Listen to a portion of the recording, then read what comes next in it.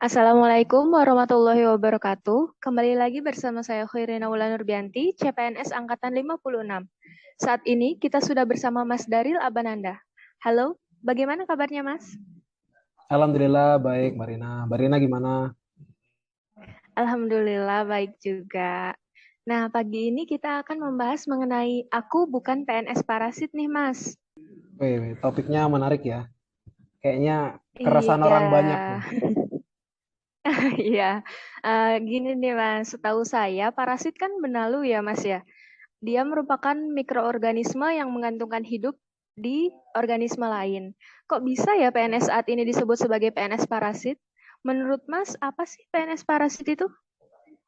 Jadi sebelum itu kita harus tahu dulu ya, benar seperti yang Mbak Rina bilang tadi. Jadi parasit itu organisme atau mikroorganisme yang hidup atau di dalam makhluk hidup lain. Jadi organisme yang disebut parasit ini menyerap nutrisi di organisme yang dia hidup tanpa memberi bantuan atau manfaat lain. Itu yang bisa disebut Hmm. parasit. Nah, apa sih yang disebut sama orang-orang tentang PNS parasit itu? Kenapa sih kok PNS bisa dianalogikan seperti parasit? Jadi, apa yang menjadi fenomena Iya. sekarang ini memang banyak kita sebut oknum ya, oknum-oknum PNS yang hanya menunggangi pemerintah dan membebani negara. Jadi, seperti contoh kecil, Mbak Rina mungkin pernah ngelihat kalau ada oknum-oknum PNS yang harusnya jam kerja kok lagi nongkrong ya di luar ya. Harusnya mereka mengecek sesuatu, mengerjakan sesuatu, tapi kok malah cuman ngopi di kantin ya. Nah, itu termasuk dalam kategori PNS parasit. Kenapa? Karena dia hanya menunggangi instansi yang di mana tempat dia kerja tanpa membantu apapun, tanpa tanpa ada kerja langsung di instansi tersebut. Atau contoh lain, katakan ada oknum PNS, katakan di perhubungan. Katakan di perhubungan ini dia kerja sebagai PNS, katakan udah 5 tahun. Tapi di sisi lain dia aktif menjadi PNS, dia juga aktif di contoh LSM. Dia menunggangi tempat kerjanya itu hanya untuk mengkampanyekan apa yang ada di pembahasan LSM-nya dia. Jadi dia hanya menunggangi perhubungan untuk kepentingan LSM dia, cari-cari masalah di perhubungan. Dia yang kerjain sendiri, tapi malah dia juga yang gerogoti perhubungan. Mungkin itu sih apa yang jadi permasalahan dan disebut PNS parasit, Mbak Arina. Baik, saat ini stigma masyarakat mengenai PNS kan kurang bagus nih Mas, sampai ada istilah PNS parasit. Kalau Mas Daril sendiri pasti bukan PNS parasit dong ya? Ya, ya pastinya bukan dong. Ya seperti topiknya juga kan aku bukan PNS parasit ya. Ya memang Iya. yang tadi mungkin saya cerita memang banyak, tapi banyak pun ini ya kita hanya bisa menyebut oknum karena nggak bisa juga kita mengeneralisir bahwa semua PNS kayak gitu nggak. Itu oknum aja kalau yang mungkin di jam kerja ada yang curi-curi waktu untuk main ke mall atau bahkan sorry karaoke. Ya itu bisa kita sebut oknum lah. Nggak semuanya kayak gitu. Ya, betul, Mas. Mungkin karena banyaknya media juga ya yang menggambarkan PNS enak gitu, bisa sesantai itu. Padahal ya kayak istilahnya tuh cuma datang, absen, pulang kayak gitu ya. Ya sebenarnya sebenarnya nggak juga sih. Maksudnya ya kita kan PNS juga punya job desk-nya masing-masing ya, punya tusi masing-masing. Ya kalau kita cuman ngelihat enaknya aja ya semua pekerjaan pasti ada plus minus kan. Tapi kalaupun yang terlalu santai ya itu bukan job desk-nya mereka. Itu oknum aja yang hanya memanfaatin waktu mereka. Iya sih, betul. Tadi Mas ada sebut TUSI ya, kalau boleh tahu apa sih TUSI itu? Ya tusi ya, tupoksi. Tupoksi itu satu kesatuan yang Iya. saling terkait antara tugas pokok dan fungsi. Jadi sesuai dari peraturan perundang-undangan tentang organisasi dan tata kerja, kalau saya kan di kementerian ya, organisasi tata kerja Mm. kementerian sering disebutkan menyelenggarakan fungsi-fungsi dalam rangka melaksanakan sebuah tugas pokok. Nah, penetapan tugas pokok dan fungsi ini menjadi landasan hukum bagi unit-unitnya kita gitu loh untuk beraktivitas sekaligus sebagai rambu-rambu dalam pelaksanaan tugas dan koordinasi di lapangan.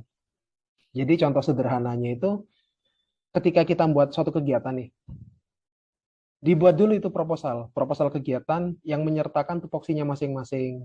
Diterangin juga siapa ketua pelaksana, sekretaris, bendahara, tugasnya apa-apa. Jadi setiap pekerjaan yang terjadi dan akan terjadi, dan bahkan yang belum terjadi, itu sudah disiapkan semua pedoman dan petunjuk pelaksananya bagaimana. Kurang lebih begitu sih, Mbak Rina.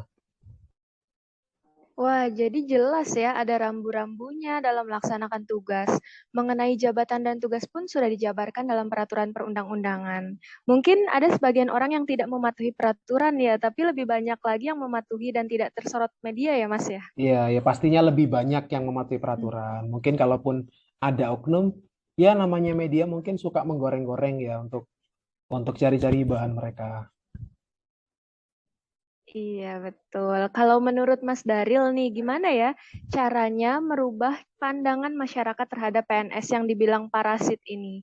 Kita kan sebagai PNS generasi milenial nih, mungkin ada tipsnya gitu yang bisa dibagikan, Mas?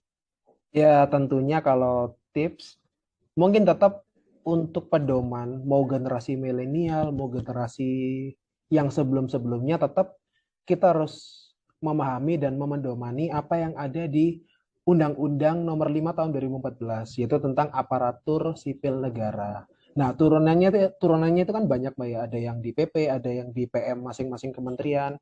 Yaitu pertama mau generasi manapun kita harus bisa memedomani. Dan untuk milenial sendiri, khususnya yang milenial ini, mungkin apa yang menjadi himbauan presiden ini core value ASN. Ya, itu memang harus kita pelajari dan pedomani dan kita harus bisa berinovasi mungkin cara menghimbau masyarakat yang lebih akurat seperti apa ya. Toh di Indonesia ini media sosial udah hidup kan. Kita sebagai generasi milenial ini harusnya harusnya bisa gitu loh mengoperasikan media sosial selayaknya selayaknya media sosial instansi pemerintah yang benar. Kita menghimbau masyarakat tentang apa sih peraturan yang berlaku sekarang, bagaimana sih contohnya kalau saya di perhubungan laut, apa sih persyaratan untuk menjadi pelaut. Kita juga bisa memakai media sosial sebagai sarana menghimbau masyarakat. Mungkin itu kalau untuk milenial. Iya, betul. Menarik nih ya obrolan kita hari ini ya, Mas. Kita sebagai ASN, apalagi generasi milenial ini memang harus bisa merubah citra yang menjadi lebih baik, melayani masyarakat dengan baik, seperti core value ASN yang pertama ya, Mas, berorientasi pelayanan. Terus juga ada akuntabel, bekerja sesuai kompetensi tadi kata Mas, harmonis, loyal, dan saling berkolaborasi untuk mewujudkan pelayanan yang kian hari agar menjadi lebih baik. Pada akhirnya, stigma jelek masyarakat mengenai PNS pun akan mereda dengan sendirinya ya Mas ya. Ya, betul. Karena kita juga nggak bisa kan ngontrol apa yang apa yang media angkat di luar sana. Yang bisa kita kontrol itu ya tentunya pelayanan yang kita berikan. Semakin baik pelayanan, tentunya juga semakin baik pula feedback dari masyarakat. Itu sih, Mbak Rina. Baik, mungkin sekian dulu obrolan kita hari ini ya Mas. Terima kasih Baik. ketersediaannya untuk menjadi narasumber podcast hari ini. Saya Khairina Wulan Nurbianti, peserta Latsar CPNS Angkatan 56, Gelombang 7 Kemenhub 2022. Dan rekan saya, Saya dari Lapananda, peserta latihan dasar CPNS, Angkatan 56, Gelombang 7, Kementerian Perhubungan. Kami dari kelompok 5, pamit undur diri. Terima kasih. Wassalamualaikum terima warahmatullahi kasih. wabarakatuh.